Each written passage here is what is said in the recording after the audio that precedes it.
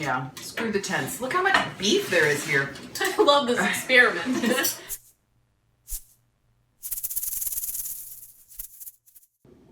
Let's compare the ribeyes raw. On the left, you have the grass-fed, grass-finished ribeye from Butcher Box, a meat subscription service, link below. On the right, you have a Costco ribeye, which is grain-fed.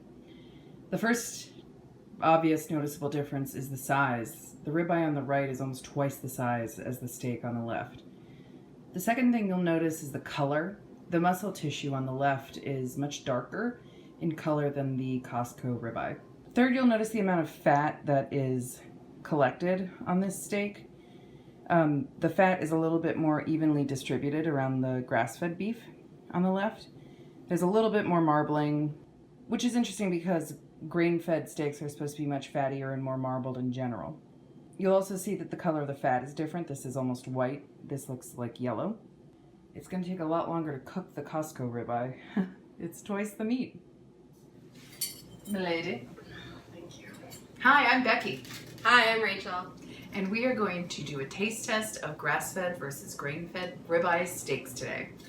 The grass-fed ribeye is from Butcher Box, a high-quality meat subscription service that I paid for myself. And the grain-fed comes from good old Costco. Again, they're both ribeyes. I've just cooked them. They're still tented. They've been seasoned with just salt and pepper and butter, I guess. And we've made a pan sauce that includes beef broth that was homemade and finished with butter. Let us begin with the grain-fed, which is perhaps the more familiar. Oh my goodness. Just cut it in the middle. Whatever. Got us bites. Here's 2 bites. Because I want to get in them. I want to get in them late a bit. Chattiness. It is pink, which is good enough. I don't have an oven right now, so it is just instant pot fried. It does look like meat. It looks like meat. That is our first assessment. Engage. Engage. Oh my god. All right, thank you. Cheers. Cheers to the privilege of eating like this. Yes. Mm. Mm-hmm. There's a ribeye. Oh. Mm-hmm. Mm-hmm. That's delicious. Very delicious. Texturally rewarding. I have to admit, I'm very curious to see what grass-fed beef tastes like, because I always assumed that screw that train of thought, I'm eating a ribeye. Lord, that's good. Mm-hmm. Oh, you know what we forgot? The gravy. I always assumed that grass-fed beef was just higher end, more luxury, because it cost more. I thought that it was just higher quality in general. I didn't assign any meaning to what quality was in my mind. That was not part of my mental model. Now I know that grass-fed beef actually has a very different flavor, and that it's kind of more like gamey in a sense, or that's what I've heard, and that you can kind of taste the pasture that the cow was raised on. So I have no idea what to expect. Let's go beef. Beef! We put them in coffee mugs so we could just drink the gravy later. Cleanse my palate with a little G&T. All right, so we can come back to her, but we're gonna tuck her in for now. All right, I'm ready. Lord, that was a pleasure. I look forward to more meat. Oh, I should drain the resting juices into the gravy. Teamwork! Rainbow shooting across. All right, same cut of meat, completely different look. Yes. I guess go for the same strategy. Very easy to cut into. Quite a bit smaller. Quite a bit smaller, still pink. Glad I didn't overcook it. I'd say it's a solid medium. I was raised thinking that beef fat was an undesirable part of the steak. I recently learned that beef fat could be a very desirable part of the steak. Apparently on a grass-fed steak, beef fat is highly desirable. Or that's what I've heard. To privilege. Hooray! Wow.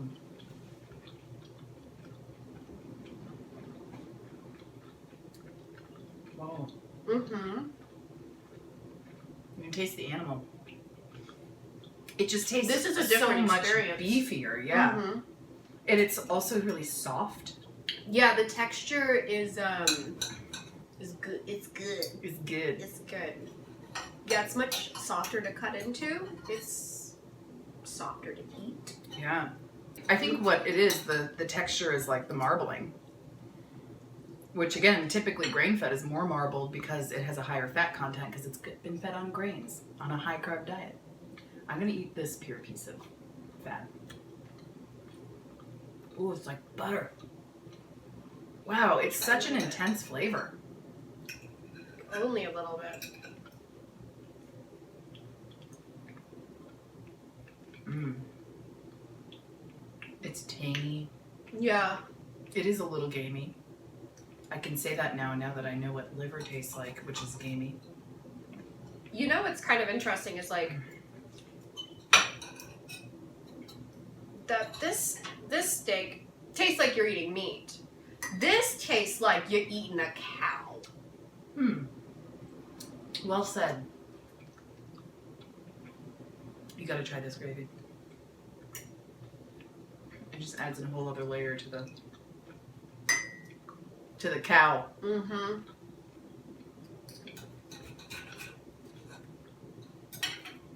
I literally closed my eyes and was transported into a giant cathedral in the shape of the taste of beef in my mouth.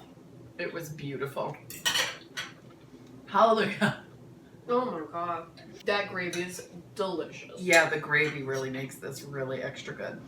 I'm now realizing that my expectation going into this was to pick a favorite, like an either or binary sort of thing. And I don't think that's really possible with this project because they're so different. They're so very different. They're like two completely different types of food. And thus, when viewing the choice rationally, knowing that this steak has so much more nutrients in it than the grain-fed steak, it just automatically makes this more preferable. Oh. Oh. Yes. I think it really does all come down to the quality of the fat on the animal. I have to say that normally I would not partake in fat. I do not like the texture of it, but this is actually quite good. I'm having a good time with it. It definitely melts more. Definitely melts. Beef fat. I have to say, going into this, I thought that there would be no difference. That it would be the same product and I would have a hard time telling the difference between the two. But they are very different. It's kind of hard to put into words, but like, yeah, this tastes like a cow tastes. And in a good way. Yeah. Let's go back to the other one next. That gravy though. Oh my god, I'm gonna take another one bite. Oh, no, we're just dunking. We're clearly very close friends. We don't mind if our steaks touch. Yeah, screw the tents. Look how much beef there is here. Yeah. So in terms of how much this cost, the grain-fed beef from Costco was 3 big old ribeyes, and it was $41 for 3 giant ribeyes in a pack. The steaks ended up being working out to about $20 a pound, which is quite a bit. These are the butcher box ribeyes. Going back to this steak, the grass-fed has... It is better. It's so much better. There's just such little flavor here. Yeah, it's like now this is like bland, the gravy dough, but like like this holds more flavor, impact, if you will. Ooh, it's still fatty and good. It's still delicious. Alex is gonna end up eating some grain-fed ribeye. Dinner. her fiance. Betrothed. Betrothed.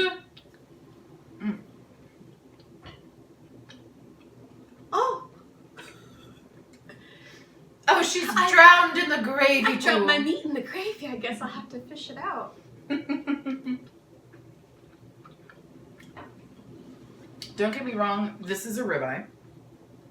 It costs like $12 to $14, and it's delicious. But I don't want to eat this anymore. I want to eat that. So let's go back one more time. Okay. I love this experiment. I'm reaching my end though. Yeah. I can only eat so much. Can't have any of this nonsense gravy. We need this nonsense gravy.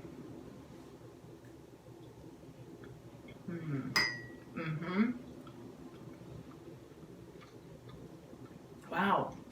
The flavor. It just comes down to there being more flavor. There's just a lot more flavor. Side by side. This is like driving a tank through Flavor Town. This is like the restaurant run by Guy Fieri. Oh. This is like driving a golf cart? A minivan through Flavor Town. Like, you're still getting there, and everyone can come. Everyone can fit. Everyone can fit. But in this one, this is a tank. You can face artillery shells. Yeah. And live to tell the tale. Yeah. Some sort of metaphor about gravy. Yeah, I feel confident in that.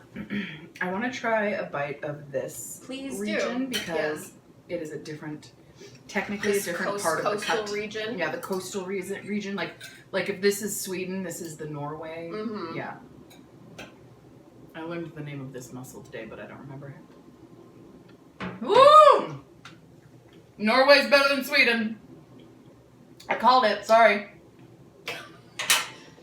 We're not here to be diplomats. We're here to eat We're steak. here to tell truth. And my truth is about this. Is about this steak. Lordy, lordy. You know what I want? And I'm gonna make it happen. I want a spoon. I'm gonna have a spoonful of this gravy. Spoons, anyone? No, thank you. Okay. This was a fun experiment. This is great. Hello, my destiny. Whoa. We should clink our glasses. To grass-fed beef. Who knew? Full of flavor. Gwyneth Paltrow knew. L'chaim. Ooh. Fake drink. Fake drink. Yeah. We're professionals. Yeah, in review. I wasn't expecting to have such a... And maybe we were building on each other. But I wasn't expecting to have such a strong preference for one or the other.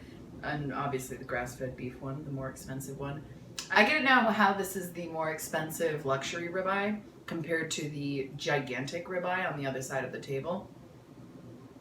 I get it now, but I didn't see it coming. I'll say that. Well, I think it's really good that we led in with this one because when we started, I was like, this is a good cut of meat. This is delicious. Like, don't get me wrong, but like these side by side, it's almost like night and day. Like, I don't know how you couldn't taste the difference. I really didn't expect them to be so different and to look very different as well. But this is a much better quality, and I think that's what you're paying for. I think it tastes good because... But Costco's still good. I think it tastes good because my body can tell that this is better for me and more nutritious for me. I really do think that. I think what that undefinable taste of cowness or beefiness is the nutrients in the meat. Yes. So thank you to these cows. Thank you, cows. One other item in the post-mortem, I cooked both of these in the Instant Pot, and I was really not expecting it to go well. It went great. Yeah. They're not perfectly cooked if I had had access to an oven because I turned my gas off because I'm fasting. But I got a good sear, a good medium pink, and I got a really good fond, a good crust at the bottom of the pan for me to turn into a gravy. So way to go, Instant Pot. Always surprising me. Well, thank you so much for joining us. Our apologies to the Costco ribeye. I hope we have not offended you. Much love to Costco. But, you know, if you can't find a source for hopefully affordable grass-fed meats easily, try Craigslist. Look up grass-fed beef. Craigslist is where small local farms will offload a lot of their meats. And right now it's January, it's kind of the season. A lot of animals get slaughtered in the fall. You know, it's feasting season, Thanksgiving, Christmas, and all that sort of stuff. So now's actually a really good time to source grass-fed beef if you never have before.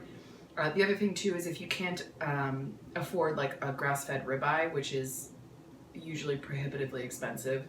The only reason I decided I could afford these grass-fed steaks is because I bought them in bulk from ButcherBox, and ButcherBox was offering a really deep discount that I could not turn down. So my fridge is currently full of steaks that I probably won't be eating for the next like 4 months.